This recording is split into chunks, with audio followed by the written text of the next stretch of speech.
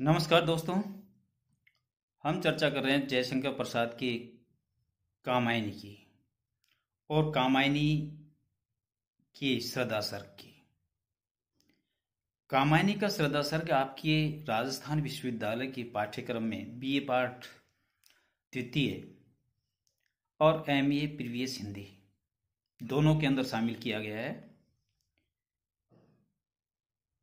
MA previous में इसका ये सर्ग संपूर्ण सर्ग है, पूरा का पूरा है, जबकि बीए पाठ द्वितीय में इसका कुछ पार्ट रखा है, कुछ भाग रखा है। अपनी सुविधा के हिसाब से आप देख लीजिएगा। एमए के विद्यार्थियों को तो ये पूरा का पूरा देखना ही पड़ेगा, क्योंकि ये आपके पाठ्यक्रम में पूरा का पूरा मौजूद है। बीए थर्ड ईयर के विद्यार्थियों को जरूर इसमें कुछ संशोधित करना पड़ेगा, लेकिन साहित्य के विद्यार्थी होने के नाते आप अगर इसे पूरा भी पढ़ना चाहें तो कोई बुराई नहीं है। हम चर्चा कर रहे हैं श्रद्धा सर्ग की, और इस कड़ी में क्या है उसे पूर्व हम ये जान लें कि हम किस चीज की चर्चा कर रहे थे। अब तक हमने जाना कि प्रलय काल की अवस्था के बाद में मनु हिमालय पर्वत की चोटी पर बैठकर विचार मग्न मुद्रा में बैठा हुआ है और अपने आने वाले भविष्य के बारे में विचार कर रहा है। ऐसे में ही वहां श्रद्धा चल करके आती है और आकर के वो मनु से सवाल करती है कि तुम कौन हो। क्योंकि मनु विचार मग्न मुद्रा में है और उसे ये एहसास नहीं है कि मेरे अलावा भी दुनिया में कोई और भी जीवित है। लेकिन जैसे ही वो श्रद्धा को देखते हैं, उनके मन के भाव बदलते हैं। श्रद्धा के बारे में बहुत सारी बातें वो मन ही मन सोचते हैं, विचार करते हैं, और विचार करने के बाद में वो अंत में श्रद्धा के द्वारा पूछे गए सवाल का जवाब देते हैं कि मैं संसार में ऐसा उलझा हुआ व्यक्ति हूं जिसकी उलझन सुलझ नहीं पाती। मेरा भविष्य अंधकार में, मेरा अतीत खो चुका है। मुझे नहीं पता कि मेरा जीवन कहां पर जाएगा और मुझे उस जीवन में क्या करना होगा। मैं दुविधा की स्थिति में हूं। इतना सारा होते होते मनु श्रद्धा से पूछते हैं कि तुम बसंत के दूत बनकर के मेरे जीवन में आए हो। मेरा जीवन तो पतझड़ के समान हो गया था। तुम कौन हो, कहां से तुम आए हो, उनका परिचय, श्रद्धा का परिचय जानने की कोशिश करते हैं मनु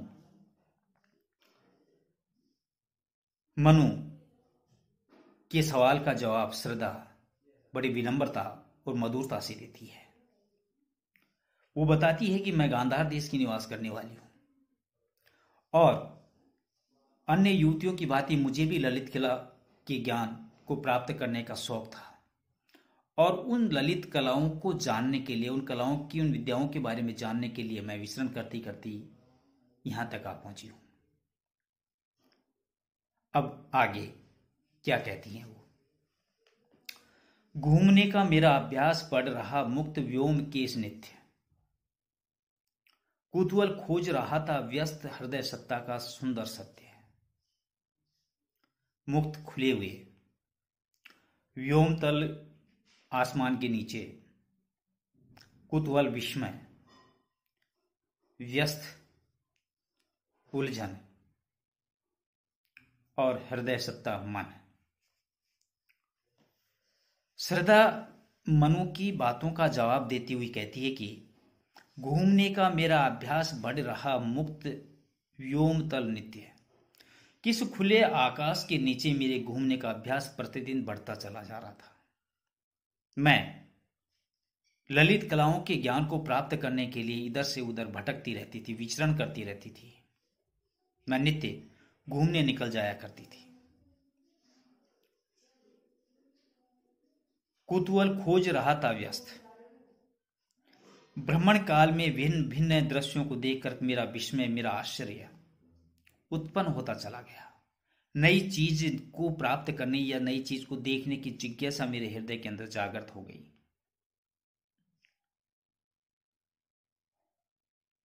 हृदय सत्ता का व्यस्त हृदय सत्ता का सुंदर सत्य है, और जिसके कारण मन में उठी उलझनों को सुलझाने के लिए मैं उन सुंदर वस्तुओं के सत्य स्वरूप की जानकारी की खोज में हमेशा लगी रहती थी। मतलब ये कि गांधार देश से श्रद्धा ये सोच करके विचरण करती थी कि मुझे ललित कलाओं का ज्ञान प्राप्त करना है, और कहां और कैसे और किससे सीखना है इसका अंदाजा श्रद्धा को नहीं था। वो जगह जगह उन कलाओं के ज्ञान को प्राप्त करने के लिए ऐसे पुरुष या ऐसे महापुरुष या ऐसे विद्वान की तलाश करती है जो उन्हें इन कलाओं के ज्ञान को सिखा सके, पारंगत कर सके। ऐसे भ्रमण करते करते उन्हें नई नई चीजें देखने को मिली, और उन नई नई चीजों को देखने के कारण उनके मन की उत्साह और ज्यादा जागृत हो गया। उन्हें जिज्ञासा उत्पन्न हो गई, विस्मय उत्पन्न हुआ, आश्चर्य हुआ जब संसार की नायाब चीजों को उन्होंने देखा बाहर निकल करके। तो उस नायाब चीजों को देखने के कारण उनके मन में जिज्ञासा और ज्यादा उत्पन्न हो गई। अपने मन की उलझन को सुलझाने के लिए वो नित्य नई सुंदर चीजों को देखने के लिए अपने घर से, अपने प्रदेश से, अपने देश से, अपने साम्राज्य से बाहर निकलने लगी। अगला, दृष्टि जब जाती हिमगिरी और प्रश्न करता मन अधिक अधीर। धरा की ये सिकुड़न भयभीत आहा कैसी है, क्या है पीर। मनु के पूछे गए सवाल कि तुम कौन हो, कहां से आई हो, श्रद्धा उन्हीं का एक एक करके विवरण देती हुई उस बात को बताने का प्रयास करती है कि मैं कहां से और क्यों आई हूं। अब से पहले उन्होंने बताया कि मेरे मन में जिज्ञासा जागृत हो गई नई चीजों को देखने के कारण, प्रकृति की नई नई विस्मयकारी चीजों को देखने के कारण। तो ऐसे में मैं एक स्थान से दूसरे स्थान पर नई नई चीजों को देखने की अपनी जिज्ञासा को शांत करने के लिए भ्रमण करती रही। दृष्टि जब जाती हिमगिरी और प्रश्न करता मन अधिक अधीर। श्रद्धा कहती है कि हिमालय की ओर जब मेरी आंखें उठती, हिमगिरी हिमालय पर्वत, कि हिमालय की ओर जब मेरी आंखें उठती तब प्रसन्न करता मन अधिक अधीर, मेरा मन अधीर होकर के मुझसे पूछता, प्रश्न करता, क्या धरा की ये सिकुड़न भयभीत आह कैसी है, क्या है पीर। कि किस भय के कारण पृथ्वी के माथे पर ये सलवट शिकन पड़ी हुई है। सलवट यह हिमालय पर्वत के लिए कहा है श्रद्धा ने, कि किस भय के कारण पृथ्वी के माथे पर यह शिकन पड़ी हुई है। पृथ्वी के हृदय में भला ऐसी क्या पीड़ा है।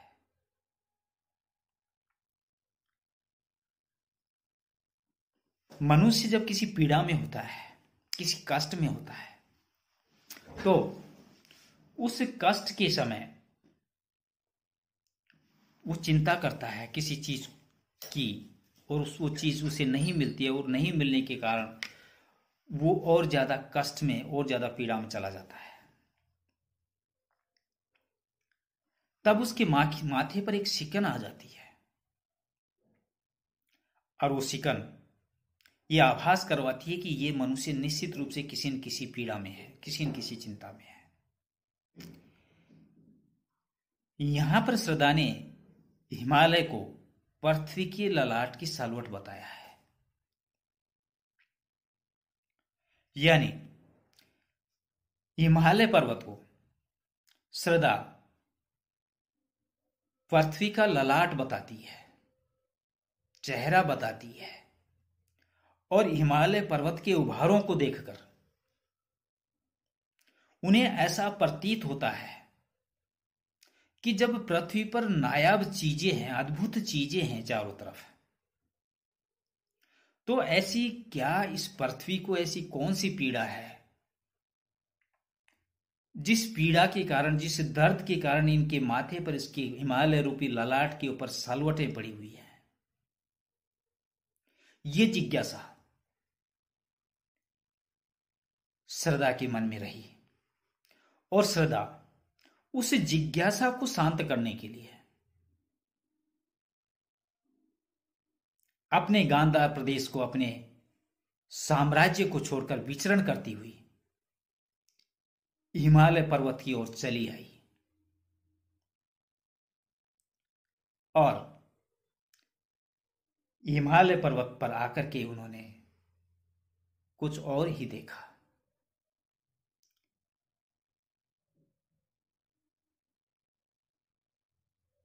इस कड़ी में आज बस इतना ही। श्रद्धा गांधार देश से हिमालय पर्वत की तरफ आ चुकी है। मनु के द्वारा पूछे गए सवाल का जवाब दे रही है कि वो कौन है, कहां से आई है और यहां क्या कर रही है।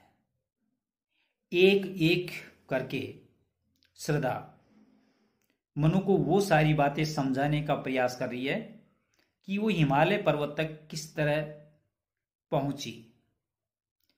अब इसके आगे श्रद्धा क्या कहती है मनु से, हम चर्चा करेंगे इसकी अगली कड़ी में। तब तक नमस्कार।